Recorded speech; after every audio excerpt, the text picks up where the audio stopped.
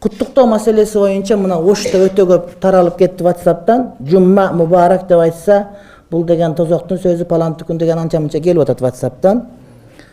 Биринчи жуманы өзү катайда жумма деп. Жума, бир эле мим. Жума. Экинчиден жума өзү мубарак, берекелүү. Анткени жума күнү ким эртелеп жумага келсе, төө союп садака кылгандай соопка ээ болот. Анан барып кечирээк келсе, уй союп, анан барып кой союп, акырында тоок союп, акырында жумуртка берип садака кылгандай соопка ээ болот деп жуманын берекесин айтат. Жума өзү берекелүү күн.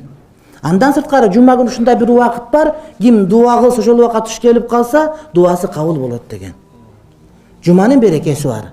Жума мубарак, берекелүү болсун деген дуа эч кандай бидат эмес. Акыйкатты гана айтып атабыз. Ыйман жакшы деп айтып атабыз да. Ыйман жума берекелүү болсун деп атканыбыз, ошол берекенин, жуманын берекесине сиз туш келип калыңыз, Кудайым ушундай оомат берсин. Жуманын берекеси сизге жуксун деген жакшы сөз. Анан жума мубарак деп айткан болсо, ол деген Арафаттан экен, жума күнү кыямат болот экен, жума күнү башка болот экен. Эми кыямат жума күнү болсо болгон аткандыр. Ага эч кандай каршылык жок. Бирок ал нерсе жуманын берекесин алып кетип калбайт. Туура, жумаңыз куттуу болсун, жума майрамыңыз менен десе, бул сахабалардан риваят жок. Жума майрам катары билебиз, анткени бир күн ай сайын жума сайын келе турган майрам. Бирок жума майрамыңыз менен деген сөз бул сахабалардан келген эмес. Ал эми жума берекелүү болсун десе, жумаңыз мубарак болсун десе, бул мубарак берекелүү деген сөз бул шариятта бар нерсе.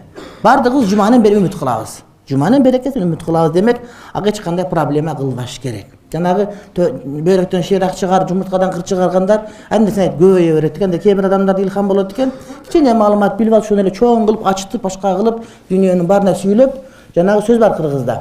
Атың чыкпаса жер өрттө деп.